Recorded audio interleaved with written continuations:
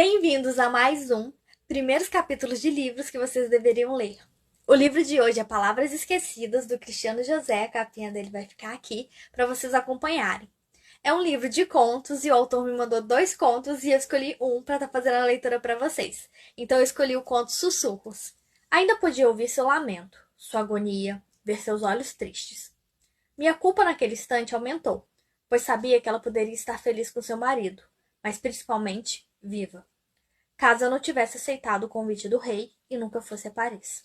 Tínhamos acabado de retornar de Jerusalém, livrado a cidade santa pela 10ª vez em 200 anos, do controle árabe. Éramos agraciados por onde passássemos. A França não era uma exceção. Aliás, o principal país cristão da época amava-nos pelo que fizemos. Trouxemos a maioria das pessoas comuns de volta em segurança para a Europa. Quase metade delas eram francesas. Eu estava como comandante, no topo dessa consagração, o que me incomodava ao mesmo tempo em que era necessária para garantirmos a segurança e, claro, doações generosas. Ao aceitar o convite para desfilar pelas ruas parisienses, eu a condenei ao fim trágico anos depois. Ela se chamava Mariana do Piesses e balançava um lenço vermelho de uma das sacadas ao lado do marido. Um jovem forte e, sobretudo, filho de um dos nobres mais importantes de toda a França. Nossos olhares se cruzaram e eu percebi que precisaria ser firme em meus votos para resistir ao que viria. Ao fim da passeata, nós 7 fomos convidados de honra para o baile real, que duraria 3 dias e 3 noites.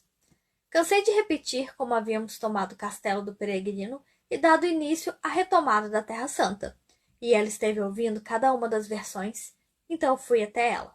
Tinha ciência de que um homem, principalmente santo, nunca deveria se dirigir a uma mulher, mas estávamos numa festa, cercados por dezenas de pessoas. O que poderia acontecer? Não me lembro muito bem dos detalhes, depois do "então você é um herói?", apenas de acordar em sua cama por uma das criadas que veio avisar a patroa que o marido a procurava por toda parte.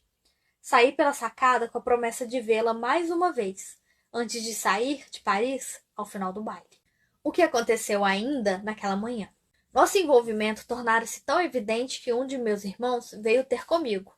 Lembrou-me dos votos que fiz anos antes, os quais incluíam a proibição de qualquer envolvimento carnal. Cometi outro desvio contra o juramento ao afirmar que sua acusação não possuía fundamento. Condenado ao fogo eterno. Fui ao encontro dela pela 2ª vez. Como o marido estaria ao lado do rei a noite toda, teríamos alguma privacidade. No entanto, nossa tranquilidade não durou muito. 2 de meus irmãos foram ao meu encontro, não tendo muito trabalho para me encontrarem e me conduzirem de volta às comemorações. No dia seguinte, eles organizaram uma espécie de cúpula improvisada para me julgarem pelo crime recente. Meu melhor amigo foi o mais exaltado, exigindo minha condenação, com a pena máxima que tínhamos, envolvendo desde excomunhão até a morte. Por sorte, eles entenderam que tal desvio era comum entre os membros da ordem, mas precisei jurar não encontrá-la. Do contrário, ambos pagaríamos por minhas transgressões. Mal saí da conferência e ela foi até mim e meus aposentos no palácio. Ela não foi para conversarmos. Envolvido por sua graça e beleza, perdi a noção do perigo e do tempo. Não tive alternativa. Antes que pudesse tirá-la dali, em segurança, havia cercado a alcova. Não foram apenas meus irmãos de armas, mas também os soldados do sogro da minha amada. Iriam levá-la de volta ao marido como uma mercadoria, e eu não permitiria isso. Com a ajuda de sua criada, conseguíamos sair por uma passagem secreta que nos levou para fora do palácio. Passado os primeiros dias em que estabeleceram o grupo de busca para nos encontrarem, conseguíamos viver por 2 anos como camponeses, numa pequena pacata vila nos arredores de Paris. Assim que avistei meu irmão e amigo chegar ao vilarejo, senti que nossa paz havia chegado ao fim. Corri para a cabana que chamávamos de lar nos últimos meses. Levantamos apenas o básico e fugimos para a floresta. Os lobos seriam bem menos mortais do que meus antigos companheiros e suas leis puritanas. Os dias passaram e nenhum mal nos assolou. Acreditei que poderíamos retornar para nossas vidas calmas, mas apenas na manhã seguinte, sendo muito arriscado andar pela floresta durante a noite. Era uma manhã de outono, fria como todas as outras. Mariana acendia a fogueira para preparar o café. Eu já pressentia que algo estava errado, porém Minha paranoia havia sido constante naqueles dias, e por isso não dei a atenção necessária.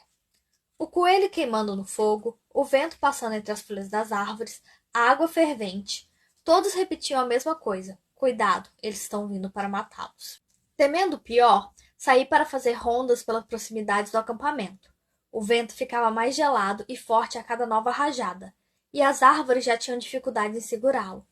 Quando entendi o que estava acontecendo, voltei para junto de minha amada, que jazia deitada e encolhida ao lado do fogo. A princípio, imaginei que estivesse se aquecendo do frio. Fui até ela, sentei-me ao seu lado e coloquei sua cabeça sobre minhas pernas. Estava pálida e muito fria.